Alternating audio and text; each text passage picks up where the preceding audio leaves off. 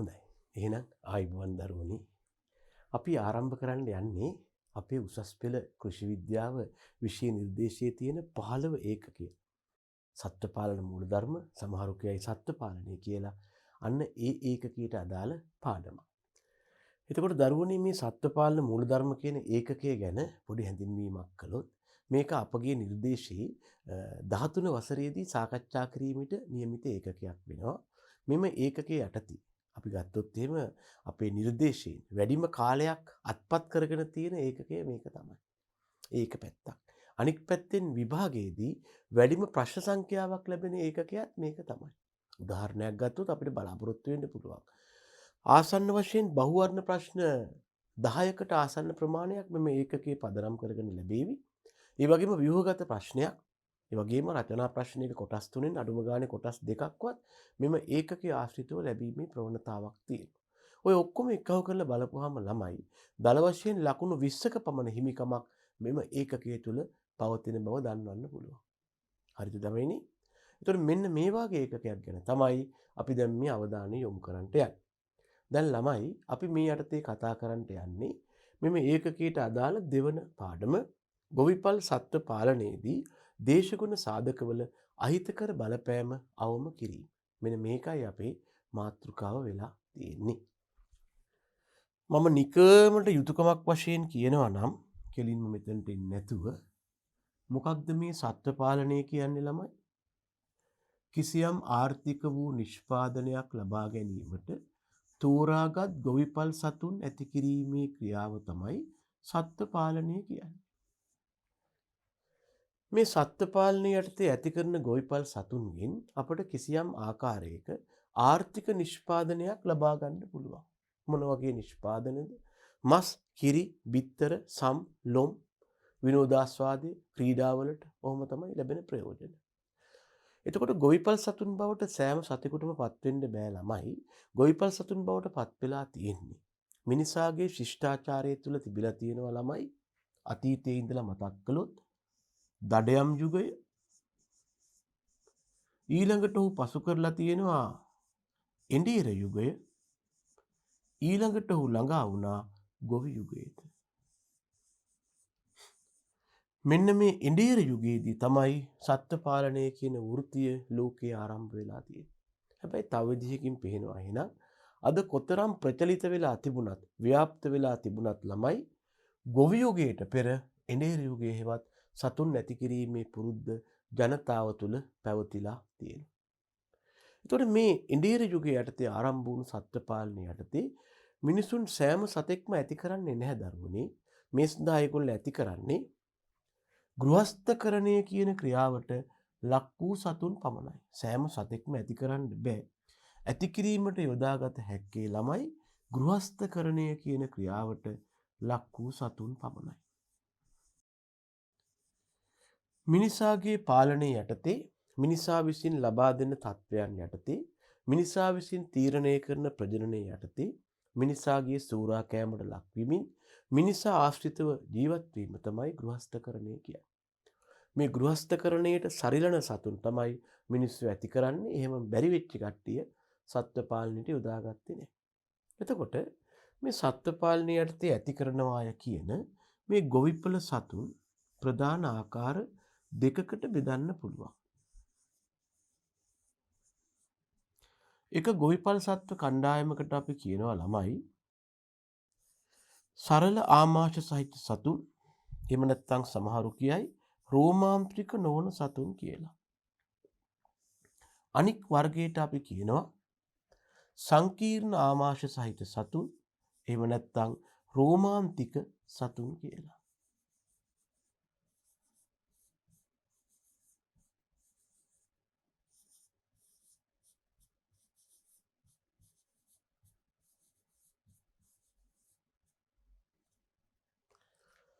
එතකොට දැනගන්න මේ සංකීර්ණ ආමාශ සහිත සතුන් යටතේ අපට හමු වෙන්නේ ගවයා, මී ගවයා, එළුවා, බැටළුවා වැනි සතුන්.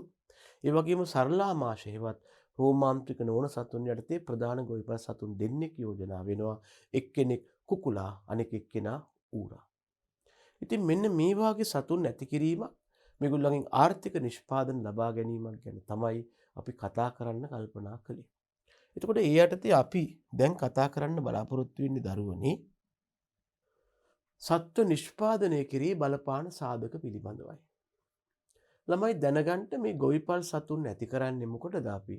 ඒගොල්ලන්ගෙන් කිසියම් ආකාරයක ආර්ථික වූ නිෂ්පාදනයක් ලබා ගන්න. ඒක වැදගත් සංකල්පයක් ළමයි. අපි මේගොල්ලන්ගෙන් ආර්ථික වූ නිෂ්පාදනයක් ලබා ගන්නවා. මොකක්ද මේ ආර්ථික වූ නිෂ්පාදනය කියන්නේ? එක්කෝ අපට මේ නිෂ්පාදනය අලෙවි කරලා මුදල් ලබා ගන්න පුළුවන්. ආර්ථිකයි කියන්නේ එක හේතුවක් තමයි ඒක අලෙවි කිරීමෙන් මුදල් ලබා ගන්න පුළුවන්. අනෙක් ආර්ථික වූ කියන්නේ හේතුව තමයි අපි වෙළඳපොලෙන් ලබා ගන්නා දේවල් වෙනුවට මේක ආදේශ කරන්න පුළුවන්. අපි කඩෙන් බිත්තර ගන්නවා වෙනුවට ගෙදර සත්ව ඇති කළොත් අපට ඒ සතුන්ගේ බිත්තර පාවිච්චි කරන්න පුළුවන්. එතකොට අපට වෙළඳපොළට වැය කළ යුතු තිබූ මුදල් ඉතිරි කරගන්න පුළුවන්. මේකත් එක්තරා ආකාරයක ආර්ථික ක්‍රියාවක් වෙනවා. ඒ නිසා වෙළඳපොළෙන් මිලදී ගැනීමක් කරනවා හෝ නැත්නම් වෙළඳපොළට අලෙවි කරනවා හෝ වෙළඳපොළෙන් මිලදී ගැනීමක් කරනවා වෙනුවට ආදේශ කළ හැකි ද්‍රව්‍ය තමයි මේ ආර්ථික නිෂ්පාදනයක් කියන පදයෙන් අපි අදහස් කරන්නේ.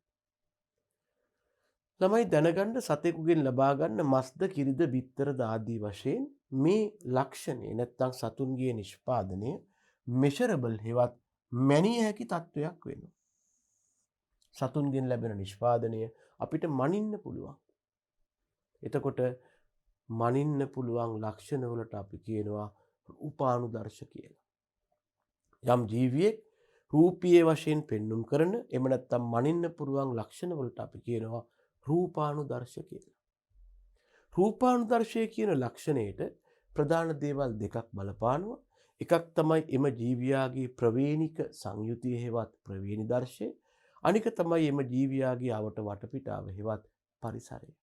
මේ නිසා සමහරු කියනවා ළමයි phenotype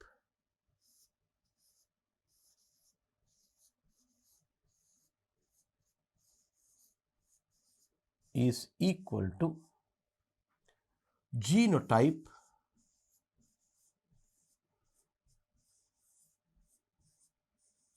plus environment කියලා.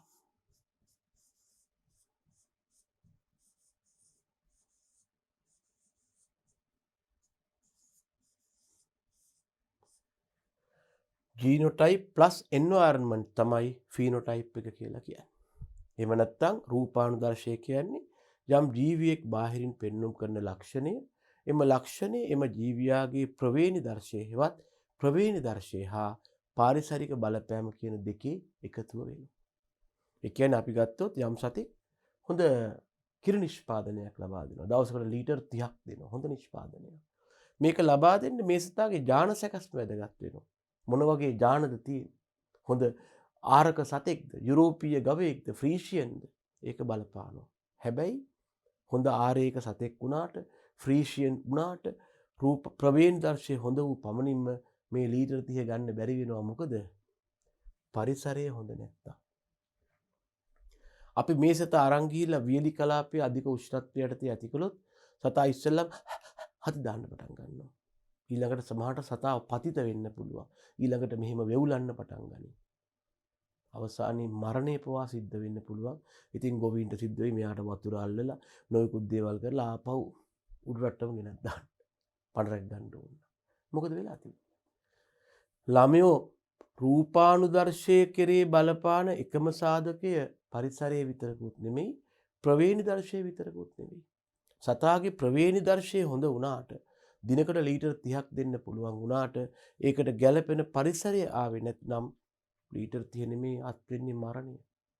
මෙන්න මේ නිසා දැනගන්න සතෙකුගේ රූපානුදර්ශයවත් බාහිරින් පෙන්눔 කරන ලක්ෂණය එයාගේ ප්‍රවේණික සංයුතිය වගේම එයා අවට වටපිටාව හෙවත් පරිසරයේ මත තීරණය වෙනවා.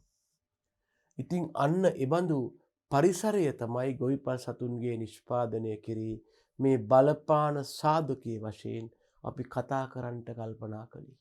තේරුණාද දරුවනේ? මෙතන කියලා තියෙනවා phenotype is equal to genotype plus environment කියලා. මේ කියන්නේ ඒක තමයි මෙහිදී ප්‍රවේණි දර්ශය මගින් කෝලමියු ප්‍රවේණි දර්ශය මේ ඉන්නේ. මෙහිදී ප්‍රවේණි දර්ශය මගින් මොකද්ද දක්වනවයි කියන්නේ? සතාගේ ප්‍රවේණික හැකියාව පාරම්පරිකව මෙච්චර නිෂ්පාදනයක් දෙනවා. පරිසරය මගින් කෝ පරිසරය මේති පරිසරය මගින් සතාගේ අවට වටපිටාව දක්වයි.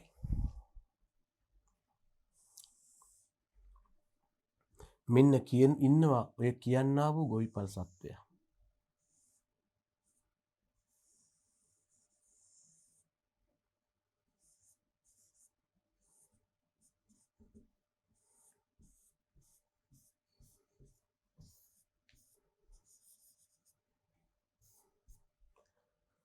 දැන් මෙයාගෙන් හොඳ නිෂ්පාදනයක් ලබා ගන්න කල්පනා කරනවා නම් අපිට එක පැත්තකින් බලපානවා මෙයාගේ ප්‍රවේණි දර්ශය. ප්‍රවේණිකව මෙයා මොනතරම් හොඳ නිෂ්පාදකයෙක්ද, මෙයාගේ පරම්පරාවේ කට්ටිය කොහොමද? හැබැයි දැනගන්න මෙයා කොච්චර හොඳ නිෂ්පාදකයෙක් වුණත් මෙයා ජීවත් වන අවට වටපිටාව මෙන්න මේ අවට වටපිටාවට තමයි ළමයෝ අපි කියන්නේ මොකක් කියලාද?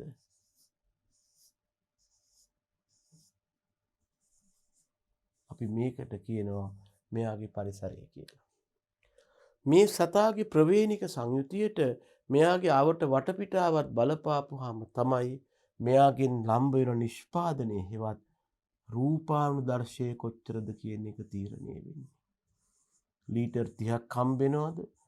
හති දාලා මිය යනවද කියන එක තීරණය වෙන්නේ.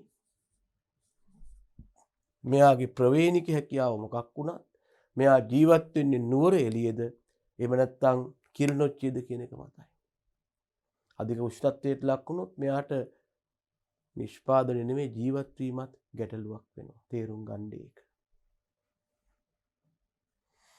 ඉතින් ඒ නිසා දැනගන්න ගොවිපල් සතුන් කෙරෙහි අපි හිතනවට වඩා වැඩි බලපෑමක් මේ අවට වටපිටාව හෙවත් පරිසරයේ මගිනුත් ඇති වෙනවා. අපේ කල්පනාව අන්නේ ගැන කතා කරන්නයි. ඒකයි කිව්වේ ප්‍රවේණි දර්ශය මගින් සතාගේ ප්‍රවේණික හැකියාව දක්වයි. පරිසරයේ මගින් ගොවිපල් සත්වයාගේ අවට වටපිටාව දක්වනවා. සතුන්ගේ නිෂ්පාදනයේ නම් රූපානුදර්ශය ගුණාත්මය හා දියුණු කිරීමට ගුණාත්මය හා ප්‍රමාණාත්මය දියුණු කිරීමට ප්‍රවේණි දර්ශය හා පරිසරය යන සංරචක දෙකම වැදගත් වෙනවා. ඒක දෙකම දියුණු කරන්න ඕනේ. අපි ඔතෙන්දි ළමයි කොහොමද මෙයාගේ ප්‍රවේණි දර්ශය දියුණු කරන්නේ? ඒකට තියෙනවා ළමයි වෙනම වැඩසටහනක්. මෙයාගේ ප්‍රවේණි දර්ශය දියුණු කිරීමට අපි යොදා ගන්න වැඩසටහනට තමයි අපි කියන්නේ සත්ව අභිජනනය කියලා. සතුන්ගේ ප්‍රවේණි දර්ශය දියුණු කරන එකට අපි කියනවා සත්ව අභිජනනය කියලා. සමහරු ඉංග්‍රීසියෙන් කියනවා ළමයෝ breeding කියලා. animal breeding කියලා කියන්නේ improvement of the genotype of a particular animal. ඒකට අපි කියනවා සත්ව අභිජනනය කියලා. මේකට අපි ඉංග්‍රීසියෙන් කියනවා breeding කියලා. හැබැයි breeding මගින් හොඳ ප්‍රවේණි දර්ශයක් ඇති කළාට එයා අවට වටපිටාව මොන වගේද? ඒ මත තමයි ළමයෝ ලබාගත හැකි නිෂ්පාදනය තීරණය වන්නේ. ඒ නිසා අපි කතා කරනවා මෙතන පරිසරය ගැන. මේ ගොවිපල් සතාගේ අවට වටපිටාව ගැනයි මේ කතා කරන්නේ. අපි කතා කරන්නේ පරිසරය කියලා. මේ ගොවිපල් සත්වයාගේ අවට වටපිටාව පිළිබඳවයි. ඒක මුලින් මතක තියාගන්න.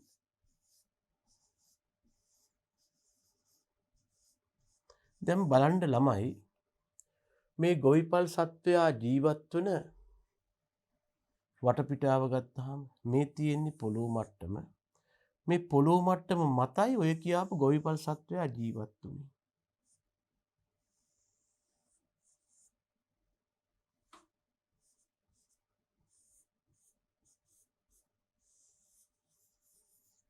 හරි. එතකොට මේ ගොවිපල් සත්වයා මත බලපාන්න පුළුවන් අවට වටපිටාව හෙවත් පරිසරයේ ප්‍රධාන සංරක්ෂක දෙකක් තියෙනවා. එකක් තමයි ළමයෝ මේ තියෙන්නේ පොළොව මට්ටම නම් පොළොව මට්ටමින් ඉහළ කොටස. වායුගෝලීය පරිසරය කියලා අපි කියනවා. නැත්නම් වායුගෝලය කියලා කියනවා. පොළොව මට්ටමින් පහළ තියෙන එක පසෙහිවත් පාංශු පරිසරය. මේ සත්වයා තනිකරම ජීවත් වෙන්නේ පොළොව මට්ටමින් උඩ. ඒ නිසා දැනගන්න මෙයාට වැඩිපුරම බලපාන්නේ වායුගෝල පරිසරයයි. පස කියන හේවත් පාංශු පරිසරය නෙවෙයි. මෙතන කියනවා මෙහිදී ගොවිපල් සතුන්ට වැඩිම බලපෑමක් ඇති කරන්නේ පාංශු පරිසරයෙන් නොව මෙයාගෙන් නෙවෙයි ළමයෝ කාගෙන්ද? වායුගෝල පරිසරයෙන්. මෙන්න මෙයාගෙන්.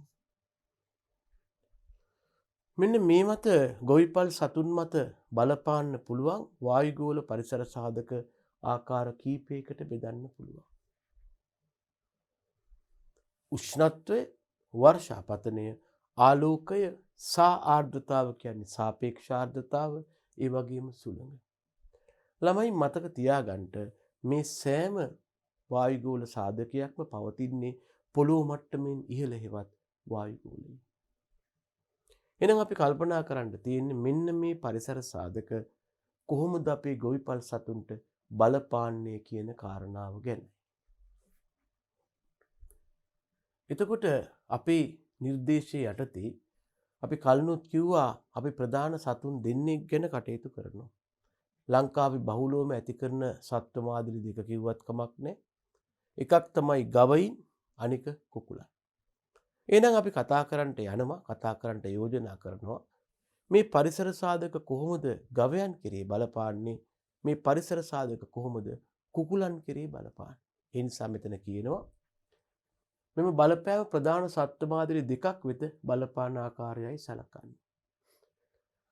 අංක 1 ගවයන් කෙරේ දේශගුණ සාධකවල බලපෑම, අංක 2 කුකුලන් කෙරේ දේශගුණ සාධකවල බලපෑම.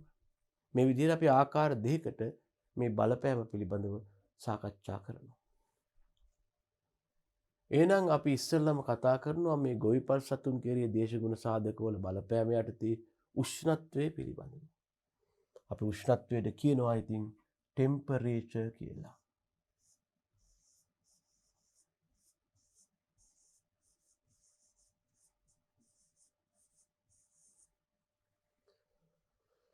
එහෙනම් මේ උෂ්ණත්වය කියන පරිසර සාධකය ගොවිපල් සතුන් වෙත බලපාන ආකාර දෙකක් ගැන කතා කරනවා. එකක් තමයි ගවයින් සඳහා කොහොමද උෂ්ණත්වය බලපාන්නේ, අනික තමයි කුකුලන් සඳහා කොහොමද උෂ්ණත්වය බලපාන්නේ. එහෙනම් අපි ඉස්සෙල්ලාම කතා කරන්න යන්නේ මේ ගවයන් සඳහා පරිසර උෂ්ණත්වයේ බලපාන ආකාරය. ළමයි එයටතේ කතා කරනවා සතාගේ දේහ උෂ්ණත්වය හා පරිවෘත්තීය පවත්වා ගන්න. ගවයා කියන සත්වයාගේ බොඩි ටෙම්පරේචර් එක නැත්තම් දේහ උෂ්ණත්වය හා පරිවෘත්තීය පවත්වා ගන්නටයි බලපාන්නේ.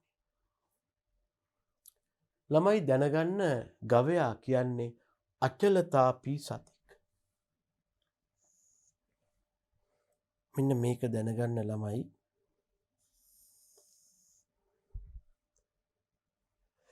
වායුගෝල පරිසර උෂ්ණත්වය වෙනස් වීමට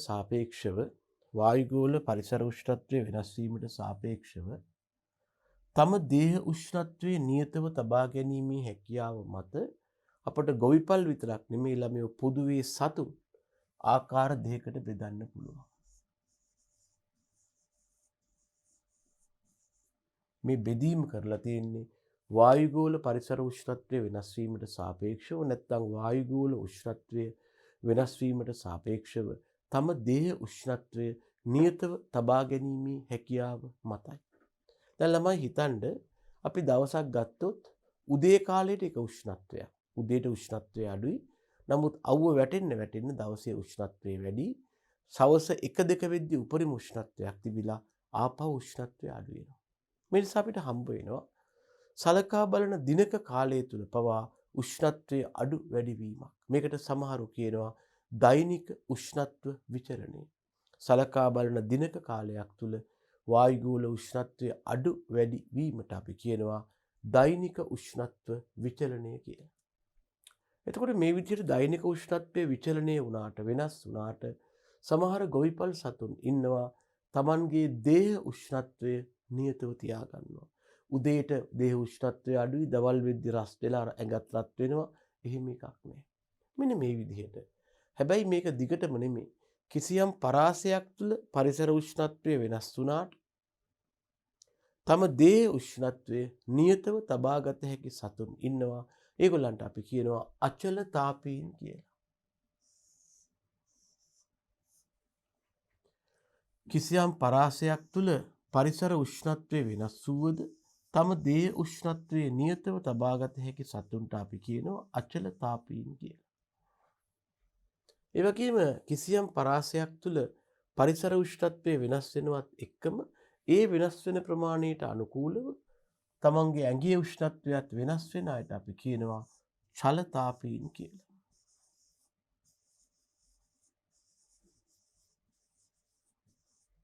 දැන් ළමයි මේ චලතාපීන්ගේ මූලික ලක්ෂණයක් තමයි මේගොල්ලන්ට බොඩි ටෙම්පරේචර් එකක් හෙවත් දේහ උෂ්ණත්වයක් කියලා එකක් ගැන කතා කරන්න බෑ. හැබැයි මේගොල්ලන්ට තියෙනවා බොඩි ටෙම්පරේචර් හෙවත් දේහ උෂ්ණත්ව අගයක්. කාටද? අචලතාපීන්ට. ඒගොල්ල අචලයි, නිශ්චලයි, නියතයි. මේගොල්ලන්ට තියෙනවා නියමිත දේහ උෂ්ණත්වය.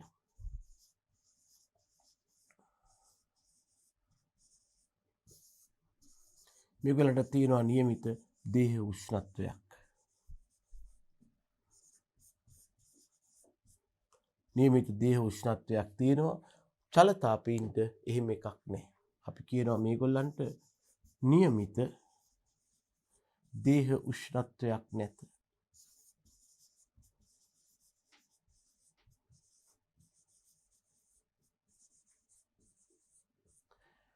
පරිසරයේ උෂ්ණත්වය මොකක්ද? ඒ මත තමන්ගේ දේහ උෂ්ණත්වය වෙනස් වෙනවා.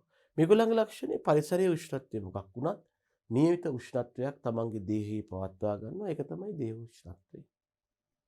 ඒතර මේ අනුව අපිට දක්වන්න පුළුවන් ගවයා කියන්නේ මේකෙන් අචලතාපී සතෙක්. කුකුලා අචලතාපී. අනික් අතට පොදුවේ ගවයා, ඌරා, එළුවා, බැටළුවා, මී ගවයා, කුකුලා, තාරාබා, පාත්තයා, කළුකු ආදී සියලුම ගොවිපල් සතුන් පාහි අචලතාපීන් වෙනවා. අපිට කියන්න පුළුවන් සියලුම ගොවිපල සතුන් පාහි කවුරු වෙනවද? අචලතාපීන් වෙනවා. කිසියම් පරාසයක් තුළ පරිසර උෂ්ණත්වය වෙනස් වුණාට තම දේහ උෂ්ණත්වය නියතව තියාගන්නවා. මෙන්න මේ විදිහට ළමයි පරිසර උෂ්ණත්වය වෙනස් වෙනකොට තමන්ගේ දේහ උෂ්ණත්වය නියතව තියාගන්න මේගොල්ල එක්තරා යාන්ත්‍රණයක් ක්‍රියාත්මක කරනවා. පරිසර උෂ්ණත්වය වෙනස් වූවද තම දේහ උෂ්ණත්වය නියතව තබා ගැනීමට මේ සතුන් ක්‍රියාත්මක කරන යාන්ත්‍රණයට අපි කියනවා තාප පාලන යාන්ත්‍රණය කියලා. මේ යාන්ත්‍රණයට අපි කියනවා තාප පාලන යාන්ත්‍රණය කියලා.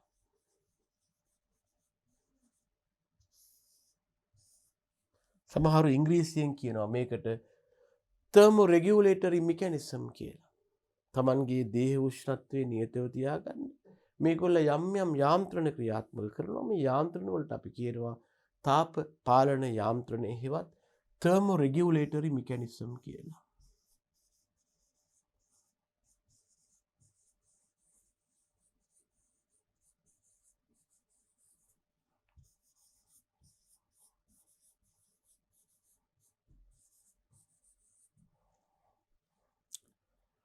අචලතාපීන් තම දේහ උෂ්ණත්වය නියතව තබා ගැනීමට ක්‍රියාත්මක කරන යාන්ත්‍රණය තාප පාලන යාන්ත්‍රණය එහෙම නැත්නම් thermoregulatory mechanism වෙනවා.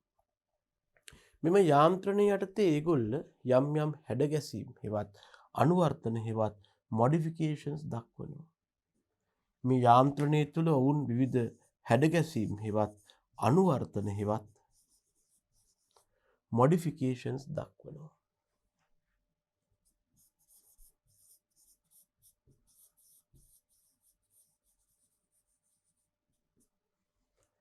ළමයි මේ තාප පාලන යාන්ත්‍රණය යටතේ අචලතාපී සතුන් තුළ හමුවන මේ හැඩගැසීම් වලට අපි කියනවා තාප පාලන අනුවර්තන හෙවත් thermoregulatory modifications කියලා.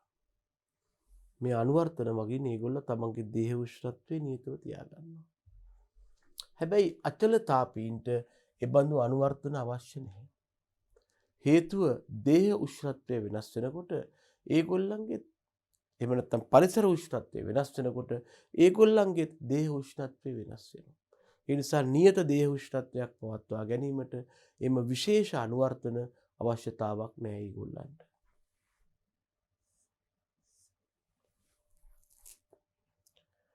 අපි කතා කරමින් හිටියේ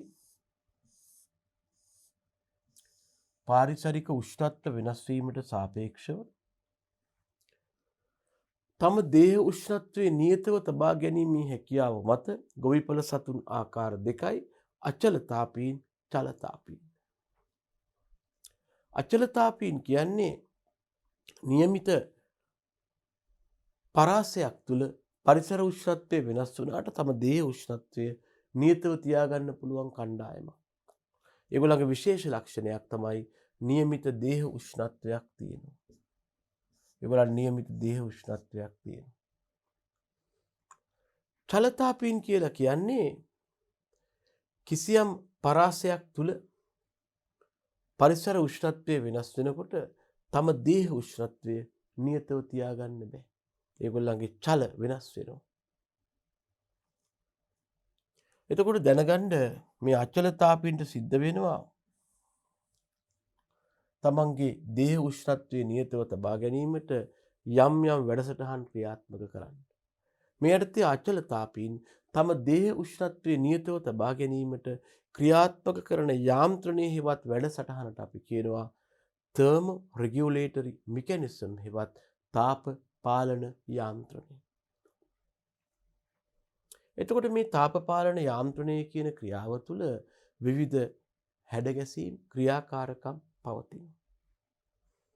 ඒ ගැන අපි සලකා බැලුවේ නැහැ. අපි දැනට කතා කළේ මෙන්න මේ සංසිද්ධිය.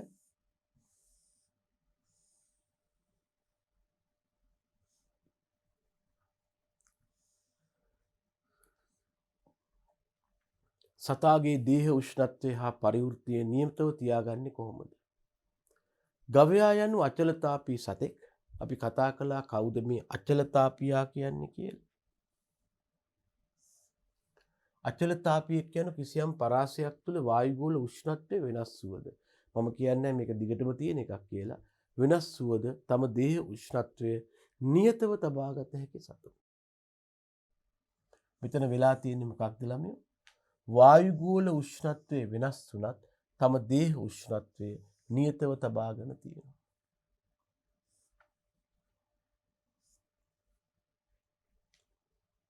අදාළ පරිසර උෂ්ණත්ව පරාසය ඉක්මවා පරිසර උෂ්ණත්වය වෙනස් වුවහොත් මේ යාන්ත්‍රණය වැඩ කරන්නේ නැහැ. අර අපි කිව්ව පරාසයට වඩා උෂ්ණත්වය අඩු වැඩි වෙන්න ගියොත් මේ යාන්ත්‍රණය වැඩක් නැහැ. මේ වාගේ වෙලාවට දේහ උෂ්ණත්වයේ නියතව තබා ගැනීම හා පරිවෘත්තය ක්‍රියා ගොඩනැගීමේ හා බිඳහෙලීමේ ක්‍රියා මෙන්ම ඔය කිව්ව තාප පාලන යාන්ත්‍රණය. ඒ කියන්නේ දේහය තුල පවතින තාපය යාමනය කිරීමේ යාන්ත්‍රණය පැවතීම මත ගවයින්ට පරිසර උෂ්ණත්වයේ කලාප හතරකට බෙදන්න පුළුවන්. ගවයින්ට පවතින පරිසර උෂ්ණත්වයක් අපට ප්‍රධාන කලාප හතරකට බෙදන්න පුළුවන්. ගවයින් සඳහා තාප සුව පහසු කලාපය, තාප උදාසීන කලාපය, අචලතාපී කලාපය, ජීවය පවත්වාගෙන යා හැකි කලාපය. මේ බෙදලා තියෙන්නේ මොකක්ද? පරිසර උෂ්ණත්වය. හොඳට මතක තියාගන්න මේ බෙදලා තියෙන්නේ ළමයි පරිසර උෂ්ණත්වයේ බව. මේ බෙදලා තියෙන්නේ වෙන කිසිවක් නෙමෙයි පරිසර උෂ්ණත්වය. මේ බෙදලා තියෙන්නේ පරිසර උෂ්ණත්වය.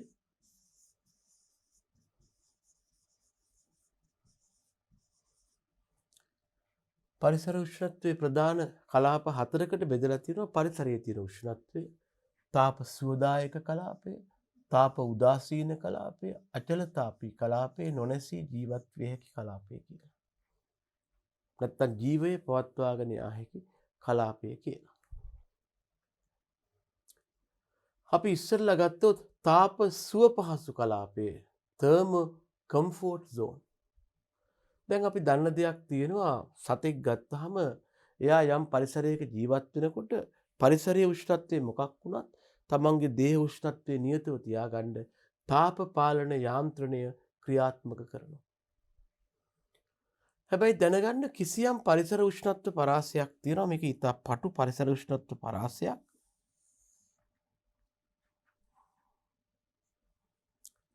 මේ පටු පරාසයට આવොත් සතාට පුළුවන්කමක් තියෙනවා මේක පටු උෂ්ණත්ව පරාසයක් සතාට පුළුවන්කමක් තියෙනවා තමන්ගේ තාප පාලන යාන්ත්‍රණය ක්‍රියාත්මක කරන්නේ නැතුව දේහ උෂ්ණත්වය නියතව තියාගන්න.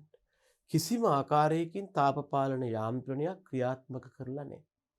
හුදෙක්ම එයා කරලා තියෙන්නේ වෙනත් ක්‍රම වලින් තාප පාලන යාන්ත්‍රණය ක්‍රියාත්මක නොවර දේහ උෂ්ණත්වය නියතව තියාගන්න. හැබැයි මේ සඳහා බාහිර පරිසරයේ තියෙන ගොඩක් අඩු උෂ්ණත්වයක්. ඒකට සමාන තත්ත්වයක් පිටට આવොත් තමයි මේ වැඩේ කරන්න පුළුවන්. ඉතින් මෙන්න මේ විදිහට ළමයි කිසිම ආකාරයක බාහිර බලපෑමකින් තොරව ගවයෙකුට තම දේහ උෂ්ණත්වයේ නියතව තබාගත හැකි පාරිසරික උෂ්ණත්ව පරාසයක් වේ නම් මේකට අපි කියනවා thermal comfort zone එක හෙවත් තාප සුව පහසු කලාපය කියලා. සමහරු තාප සුවදායක කියලාත් කියනවා.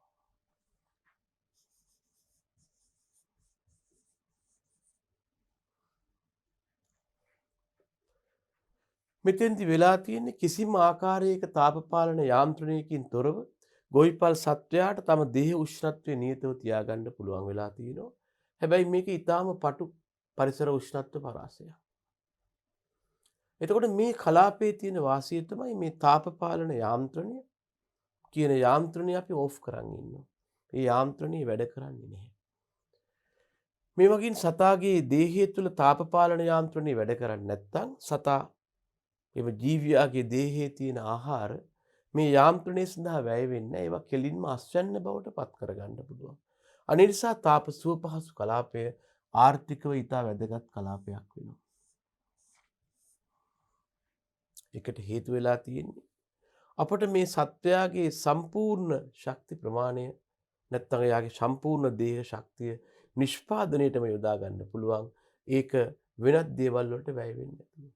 එතකොට නිෂ්පාදනය ඉහළ යනවා. ඒ නිසා අපිට ප්‍රශස්තම නිෂ්පාදනයක් ලබා ගන්න පුළුවන් මේ තාප සුව පහසු කලාපය. අපි කතා කළේ තාප සුව පහසු කලාපය ගැන මොන වගේ දේවල්ද යෝජනා වෙලා තියෙන්නේ? මේ කියලා තියෙනවා ගොවිපළ සතුන්ට කිසිම ආකාරයක තාප පාලන යාන්ත්‍රණයකින් තොරව දේහ උෂ්ණත්වයේ නියතව තබාගත හැකි පරිසර උෂ්ණත්ව පරාසයයි. මෙම කලාපය තුළ තාප නිෂ්පාදනය හෝ තාප හානියක් නැහැ. ඇයි මොකද සීතල නම් තමයි තාප නිෂ්පාදනය කරන්නේ. බාහිර පරිසරයේ රස්නේ නම් ඒ තාපය ලැබෙන එක වළක්වන්න තාප හානියක් කරනවා.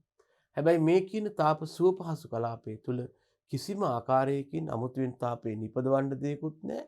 තාපේ උරා ගන්න හෝ ලබා ගන්න දෙයක්වත් නැහැ. ඒ නිසා මොකද වෙලා තියෙන්නේ? තාප පාලන යාන්ත්‍රණයෙන් තොරව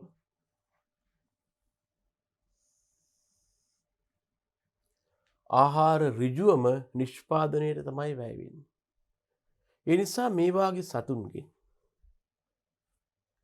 ඒ නිසා මේ වාගේ සතුන්ගෙන් ලැබෙන නිෂ්පාදනය වැඩි. මේ නිෂ්පාදනයට අපි කියනවා ප්‍රශස්තම නිෂ්පාදනය කියලා. හැබැයි මේක ඊටාම පටු පරිසර උෂ්ණත්ව පරාසයක්. සෙන්ටිග්‍රේඩ් 15.5යි 18.5ක් හෝ 5.6ක් තරම් ඊටා අඩු පරිසර උෂ්ණත්ව පරාසයක් වෙනවා. හොඳයි. අපි එහෙනම් කතා කළේ ඔය තාප සුව පහසු කලාපය ගැන. මේක ඊටාම හොඳ කලාපයක් නිසා හොඳ නිෂ්පාදනයක් ලැබෙනවා. නමුත් ප්‍රායෝගික ලෝකයේ මේ වාගේ පරාස නැත්නම් උෂ්ණත්වයන් සාපේක්ෂව අඩුයි. අපි එනවා ඊළඟ කලාපයට. මේකට අපි කියනවා තාප උදාසීන කලාපය. thermo neutral zone. දැනගන්න මෙම කලාපයේ තුලදී නම් සත්තුන්ට තමන්ගේ තාප පාලන යාන්ත්‍රණය ඕෆ් කරලා ඉන්න බෑ. මේගොල්ල තාප පාලන යාන්ත්‍රණය ක්‍රියාත්මක කරනවා. හැබැයි එහෙම ක්‍රියාත්මක කළයි කියලා බාහිර පරිසරයෙන් තාපය ලබා ගැනීමක් හෝ බාහිර පරිසරයට තාපය ලබා දීමක් කරලා නෙමෙයි තම දේහ උෂ්ණත්වය නියතව තියාගන්නේ. ඒගොල්ලෝ ඒ වෙනුවට තාප හුවමාරුවකින් තොරව ඒගොල්ලන්ගේ දේහය තුළ තියෙන කායික රූපීය අනුවර්තන වලින් Tamanගේ දේහ උෂ්ණත්වය නියතව තියාගන්න. මේක කරන්න පුළුවන් කුඩා නැත්නම් මේක කරන්න පුළුවන් පරිසර කලාපයට අපි කියනවා තාප සුව පහසු සතුමා වෙන්න තාප උදාසීන කලාපය කියලා. මේක තාප සුව පහසු කලාපයේ තරම්ම හොඳ එකක් නෙවෙයි. තාප උදාසීන කලාපයේදී කිසිම ආකාරයක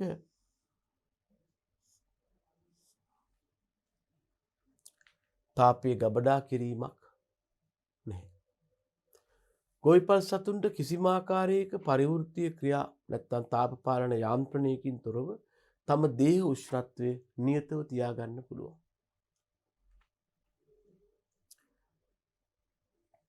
දෙවනුව අපි කතා කරන්න පටන් ගත්තා තාප උදාසීන කලාපේ. තාප සුව පහසු කලාපේ කිසිම ආකාරයක තාප පාලන යාන්ත්‍රණයක් නැහැ. අපි දැන් කතා කරන්නේ තාප උදාසීන කලාපය. මේක මේ මුලින් නම් කරපු සුව පහසු කලාපයට වඩා පළලින් වැඩි කලාපයක් වෙනවා.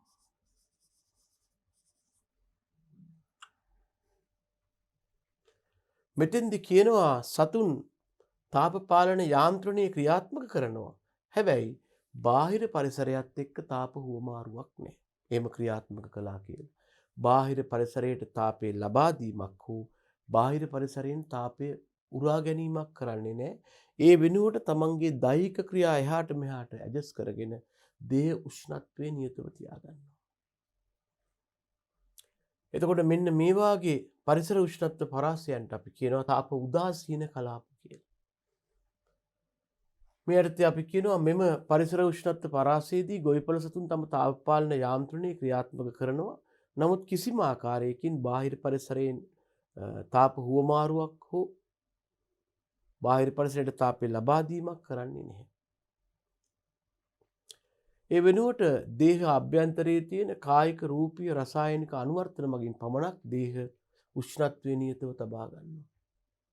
එතකොට මේක තාප සුව පහසු කලාපයේ තරම්ම හොඳ කලාපයක් නෙමෙයි. හැබැයි තමන්ගේ දේහ උෂ්ණත්වය නියතව තියාගන්න පුළුවන්. අපි එනවා ඊළඟ උෂ්ණත්ව කලාපයට. මේකට අපි කියනවා අචල තාපී කලාපය කියලා. මේ කලාපයේ ලක්ෂණය තමයි සතුන් පූර්ණ ධාරිතාවයකින් තාප පාලන යාන්ත්‍රණය ක්‍රියාත්මක කරනවා.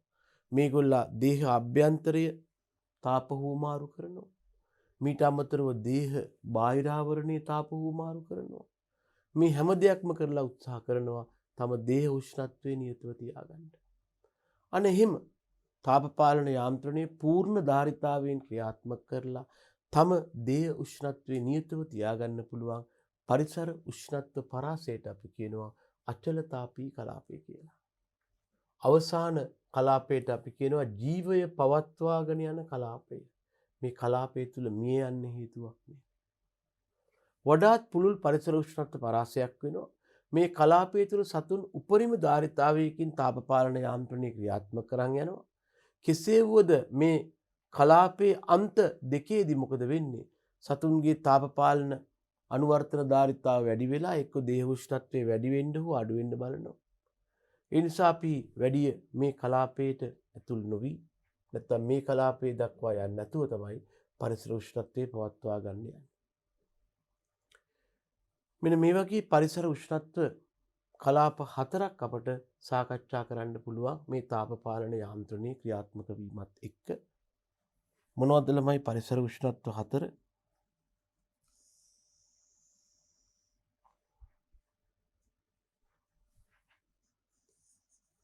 තාප සුව පහසු කලාපය,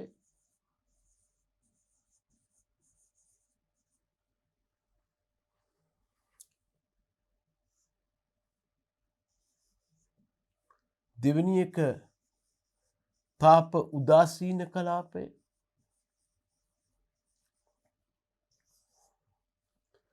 තුන්වෙනි එක නොනැසී ජීවත් විය හැකි කලාපය. සමාවෙන්න තුන්වෙනි එක අචලතාපී කලාපය.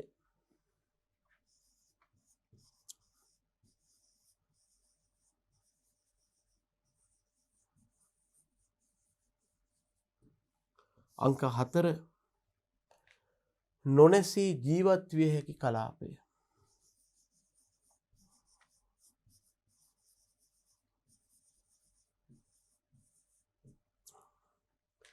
නොනැසී ජීවත් විය හැකි කලාපය.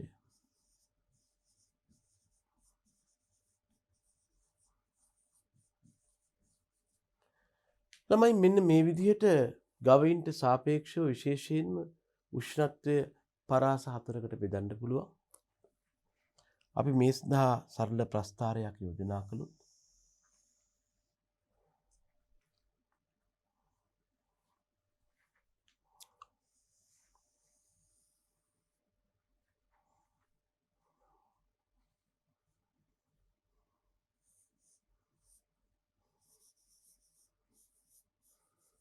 අපි x අක්ෂයට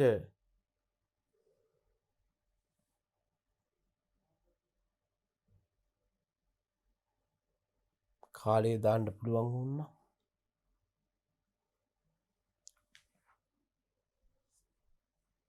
අපට පුළුවන් y අක්ෂයට ප්‍රතික්‍රියාවන් යොදා ගන්න.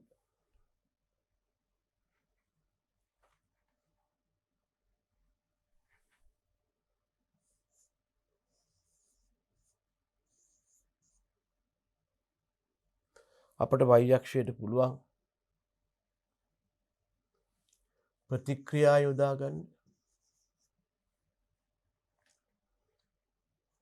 එහෙම නැත්නම් පරිසර තම දේහ උෂ්ණත්වය යොදා ගන්නත් පුළුවන්. ඇත්තටම x අක්ෂයට කාලය නෙවෙයි අපි දාන්න ඕන. අපි x අක්ෂයට දාන්නේ කාලය නෙවෙයි. අපට x අක්ෂයට දාන්න පුළුවන් පරිසර උෂ්ණත්වය වෙනස් වීම.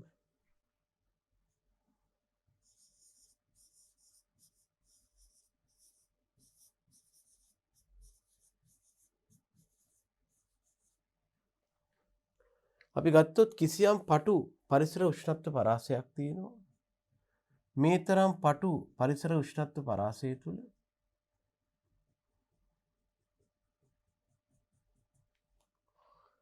කොහොමත් පරිසර උෂ්ණත්වය අඩු වැඩි වුණයි කියලා සතාගේ දේහ උෂ්ණත්වය අඩු වැඩි වෙන්නේ නැත්නම් මේ තියෙන එක උෂ්ණත්ව කලාපයක්. මේකට අපි කියනවා ළමයි තාප සුව පහසු කලාපය කියලා. නැත්නම් තාප සුවදායක කලාපය කියලා. මේ පටු කලාපයේ තුලදී පරිසර උෂ්ණත්වය මෙන්න මේ ආගේ තියෙනකොට සතා නැත්නම් මේ සතාගේ තාප පාලන යාන්ත්‍රණය සම්පූර්ණයෙන්ම නතර වෙලා තියෙනවා. සතා කන ආහාර තාප පාලන යාන්ත්‍රණය නඩත්තු කරන්න නෙමෙයි යෙදෙන්නේ. සතාගේ වර්ධනයට යොදා ගන්න පුළුවන්. ඒකයි ඊටා කාර්යක්ෂමයි කියන්නේ.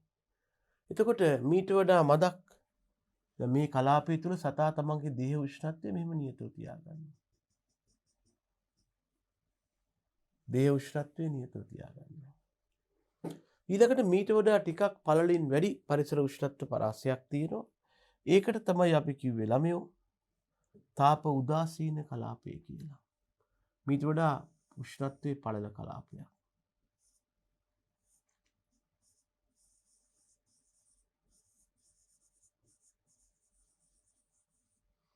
මේ තාප උදාසීන කලාපය තුළ වෙලා තියෙන්නේ සතා තමාගේ තාප පාලන යාන්ත්‍රණය ක්‍රියාත්මක කරනවා. හැබැයි එහෙම තාප පාලන යාන්ත්‍රණය ක්‍රියාත්මක කළාට එයා බාහිර පරිසරයට තාපය නිකුත් කරන්නෙත් නැහැ, බාහිර පරිසරයෙන් තාපය ලබා ගන්නෙත් නැහැ. ඒ වෙනුවට තමන්ගේ දේහයේ තියෙන පරිවෘත්තීය ක්‍රියා සකස් කිරීම තුළින් තම දේහ උෂ්ණත්වය නියතව තියාගන්න. මෙන්න මේ නිසා බාහිර පරිසරය සමග තාප හුවමාරුවකින් තොරව තම දේහ උෂ්ණත්වය නියතව තබා ගන්නා කලාපය තාප උදාසීන කලාපයයි. ඒ කියන්නේ තාප සුවදායක කලාපයේදී නිකම්ම සතා ඉන්නවා කිසිම ආකාරයක තාප පාලන යාන්ත්‍රණයක් නැහැ සුවදායක කලාපේ.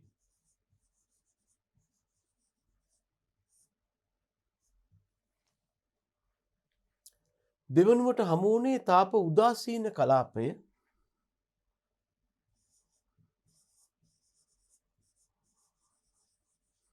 උදාසීන කලාපයේදී සතාට සිද්ධ වෙනවා තාපපාලන යාන්ත්‍රණය ක්‍රියාත්මක කරන්න. හැබැයි ඒ යටතේ මේ සත්වයා බාහිර පරිසරයට තාපය මුදා හැරීම හෝ බාහිර පරිසරයට තාපය මුදා හැරීම හෙවත් බාහිර පරිසරයෙන් තාපය ලබා ගැනීම එහෙම නැත්නම් බාහිර පරිසරයේ සමග තාප හුවමාරුවකින් තොර වෙනවා. ඒක තමයි තාප උදාසීන කලාපයේ ලක්ෂණය. තාපපාලන යාන්ත්‍රණයක් ක්‍රියාත්මක වෙනවා. හැබැයි ඒක සතාගේ දේහය තුළට පමණක් පොදු වෙනවා. තුන්වන කලාපයක් අපි දක්වනවා. මේකට අපි කියනවා අචලතාපී කලාපය කියලා.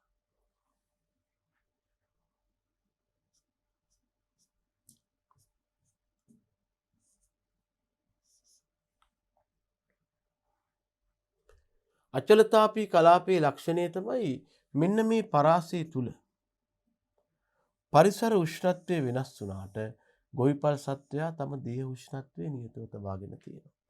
පරිසර උෂ්ණත්වය වැඩි වෙන්න පුළුවන් අඩු වෙන්න පුළුවන්. හැබැයි දේහ උෂ්ණත්වය නියතව තියාගන්නවා. එහෙම කරන්න පුළුවන් උපරිම පරාසය තමයි මේ තියෙන්නේ.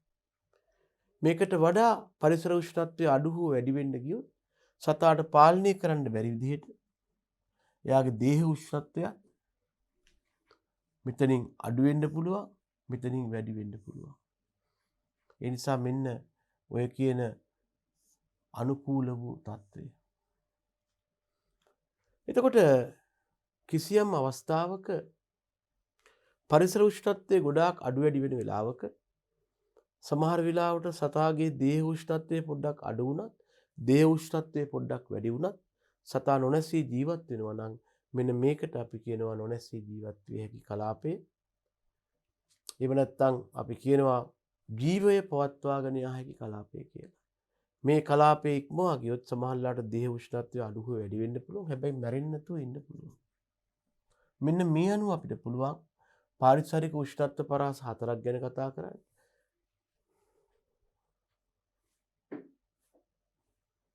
දැනගන්න පළවෙනි එක තාප සුවදායක කලාපය. කිසිම ආකාරයක තාප පාලන යාන්ත්‍රණයක් නැහැ. දෙවෙනි එක තාප උදාසීන කලාපය.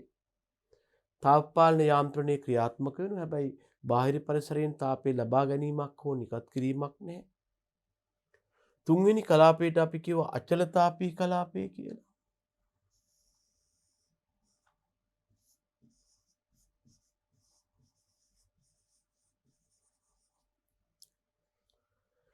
තම දේහ උෂ්ණත්වය නියතව තබාගත හැකි කලාපයයි. ඊළඟට අපිට හම්බ වුණා නොනැසී ජීවත් විය හැකි කලාපය.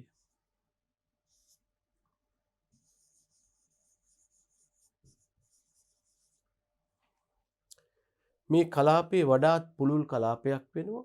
මෙම කලාපයේ අවසානයේදී පාලනය කරන්න බැරුව සතාගේ දේහ උෂ්ණත්වය අඩුවීමක් හෝ වැඩිවීමක් වෙන්න පුළුවන්. හැබැයි මිය යන්නේ නැතුව තම ජීවය පවත්වා ගන්නවා. මෙන්න මේ විදිහට අපිට ගවයින්ට සාපේක්ෂව පරිසර උෂ්ණත්ව කලාප 4ක් තියෙනවා. තාපසුවදායක කිසිම ආකාරයක තාප පාලන යාන්ත්‍රණයක් නැහැ. තාප උදාසීන දේහ ක්‍රියා විතරයි පරිසරයත් එක්ක තාප හුවමාරුවක් නැහැ. අචලතාපී වෙද්දී මේ තාප හුවමාරුව පරිසරයත් එක්ක නැත්නම් අචලතාපී වෙද්දී නැති වුණාට නොනැසී ජීවත් වෙද්දී නැති වුණා මේ සමාවෙන්න තාප උදාසීන වෙද්දී නැති වුණාට අචලතාපී වෙද්දී බාහිර පරිසරයත් එක්ක තාප හුවමාරු කරනවා. නොනැසී ජීවත් වෙනකොට මේ සියලුම ක්‍රම යොදා ගන්නවා. නමුත් දේහ උෂ්ණත්වය අඛණ්ඩව නියතව තියාගන්න බැරි වෙන්න පුළුවන්. අපි කතා කළේ පරිසර උෂ්ණත්ව පරාසයන් 4ක් ගැනයි. මේ තියෙන්නේ ඔය වගේ தත්ත්වය ප්‍රස්ථාරිකව නිරූපණය කරලා තියෙනවා. x අක්ෂයේ පරිසර උෂ්ණත්වය, y අක්ෂය සතාගේ දේහ උෂ්ණත්වය. මේ මගින් ප්‍රස්ථාරය ඉදිරිපත් කරලා තියෙනවා. තාප සුව පහසු කලාපය, තාප උදාසීන කලාපය, අචලතාපී කලාපය, නොනැසී ජීවත් විය හැකි කලාපය. ක්‍රමානුකූලව මේ කලාප ප්‍රමාණයෙන් විශාල වෙමින් යනවා. ඒකයි මේ ඉදිරිපත් කරලා තියෙන්නේ. අපි එහෙනම් දෙවන කරුණට આવත් පරිසර උෂ්ණත්වය කොහොමද ගොවිපල් සතුන්ට බලපාන්නේ කියලා. පරිසර උෂ්ණත්වයේ වැඩිවීම සමග ගවයන්ගේ සඵලතාව පහළ යයි. ප්‍රශ්නයක් මතුවෙනවා ළමයි මොකක්ද මේ සඵලතාව කියන්නේ? අපි සඵලතාවට ඉංග්‍රීසියෙන් කියනවා fertility කියලා.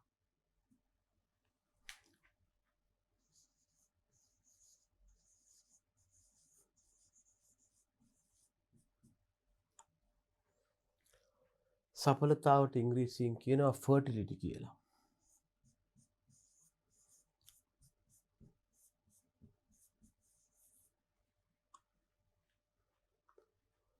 මොකක්ද fertility කියන්නේ? කිසියම් ගවයෙකුට නැත්නම් පුන් ගවයෙකුට වෙන්න පුළුවන්, ගායස්කකට වෙන්න පුළුවන්. දුහිතෘන් බිහි කිරීමට තියෙන හැකියාව. මෙතන කියනවා පරිසරයේ උෂ්ණත්වය වැඩි වෙනවත් එක්කම මෙන්න මේ පැටව් බිහි කිරීමේ හැකියාව සත්තුන්ගේ අඩු වෙනවා. ළමයි දැනගන්න ඊට අමතරව මෙතන කියලා තියෙනවා මේ ගොවිපල් සතුන්ගේ මේ සඵලතාව කියන ලක්ෂණේ පහළ යාමට සාපේක්ෂ ආර්තාවත් යම් දුරකට බලපානවා. අංක 3 කරුණ පරිසර උෂ්ණත්වයේ වැඩි වෙනවත් එක්ක සතුන් ලිංගික පරිණතියට පත්වීම.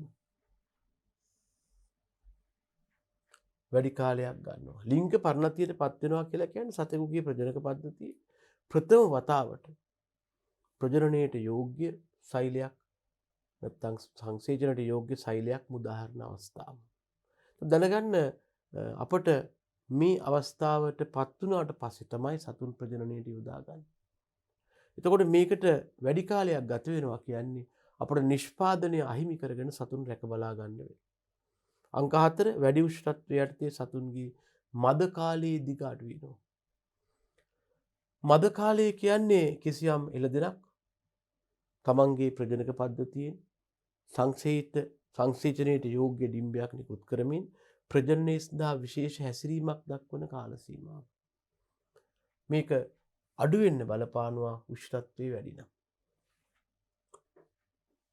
ඒ වගේම තව ගැටලුවක් තියෙනවා ළමයි පරිසරයේ උෂ්ණත්වයේ වැඩි නම් සත්තු නිසි පරිදි මද ලක්ෂණ පෙන්වන්නේ නැහැ. ඒ වගේම උෂ්ණත්වයේ වැඩි වෙනවත් එක්කම සතුන් ප්‍රජනනය ආදී ලිංගික ක්‍රියාවන්ට දක්වන කැමැත්ත මේකට තව නමක් තමයි ලිබිඩෝ එක. අඩු වෙනවා. ඒ වගේම වැඩි උෂ්ණත්වයේ යටතේ පුන් සතුන් නිපදවන ශුක්‍රාණු සෛලවල ගුණාත්මය පහළ යනවා. ඒ වයින් සරදුහිතෘන් ලබා ගන්න අමාරු වෙනවා. මේ දෙකක් තියෙනවා. එකක් වැඩි උෂ්ණත්වය අනික වැඩි ආලෝකය යටතේ සතුන්ගේ චර්ම රෝග කියන්නේ සමී රෝග ඇති වෙනවා. ඒ වගේම මේ භයානක නෙමෙයි මේ පිළිකා කියලා කියන ළමයි මේවට කියනවා අපි චර්ම පිළිකා හෙවත් ස්කින් කැන්සර්ස් කියලා.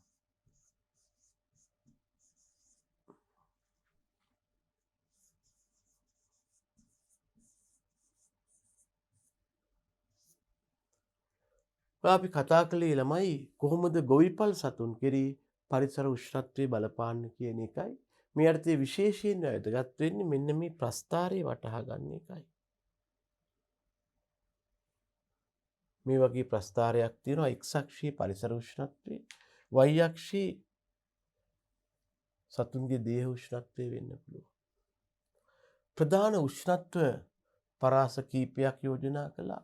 තාප සුවපහසු කලාපය, තාප උදාසීන කලාපය, අචල තාපී කලාපය, නොනැසී ජීවත් විය හැකි කලාපය. මෙම කලාපවල තමයි විශේෂයෙන්ම ගව පාලනයේදී අපි ගවයින් හසුරුවන්නේ. ඒතර මේකෙන් යෝග්‍ය පාලන තත්ත්වයක් ලබා දුන්නොත් අපට හොඳ නිෂ්පාදනයක් ලබා ගන්න පුළුවන් වෙනවා. මොකද අපි දැනගන්න ඕන දෙයක් තියෙනවා ගොවිපල් සතුන්ට අපි ආහාර ලබා දුන්නාම ඒ ලබා දෙන ආහාර වලින් වැඩිම ප්‍රමාණයක් වැයවන්නේ සතාගේ දේහයේ තියෙන තාප පාලන යාන්ත්‍රණයේ ක්‍රියාත්මක කරන.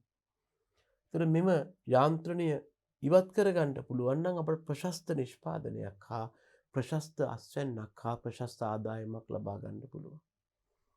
ඒකයි අපට මේ යටතේ දක්වන්න පුළුවන් වෙන්නේ ගොවිපල් සතුන් කෙරෙහි පරිසර සාධකවල බලපෑම යටතේ කොහොමද උෂ්ණත්වය කියන පරිසර සාධකය ගොවිපල් සතුන් වෙත බලපෑම් ඇති කරන්නේ කියන එක ගැනයි ඔය අපි සාකච්ඡා කළේ.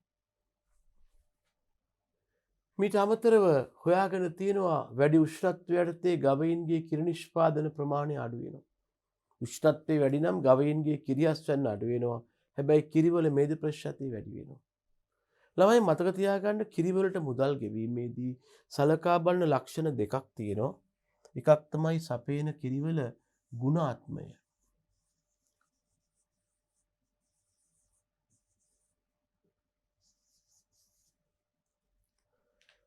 අනික් අතට කොච්චරක් කිරි ප්‍රමාණයක්ද කියන එක. කිරිවල අනික තමයි ප්‍රමාණාත්මය. මේ ලක්ෂණ දෙකම කිරි නිෂ්පාදනයට වැදගත් වෙනවා. දැන් ගුණාත්මය යටතේ තමයි මේද ප්‍රතිශතය ගැන කතා කරන්නේ. කිරිවල මේද ප්‍රතිශතය වැඩි නම් අපි කියනවා එහි ගුණාත්මය උසස් කියලා. නිෂ්පාදන ප්‍රමාණය කියන්නේ ලැබෙන කිරි ලීටර් සංඛ්‍යාව වෙන්න පුළුවන්. දැන් මෙන්න මෙහෙම සම්බන්ධයක් තියෙනවා. පරිසරයේ උෂ්ණත්වය වැඩි නම් ගවයින්ගේ ලැබෙන කිරි ප්‍රමාණය අඩුයි. හැබැයි අඩු කිරි ප්‍රමාණයේ පවතින මේද ප්‍රතිශතය ඉහළයි. ඒක ගැන පොඩි මතකයක් තියාගන්න. මේ දෙක පරස්පර ආකාරයටයි වැඩ කරන්නේ.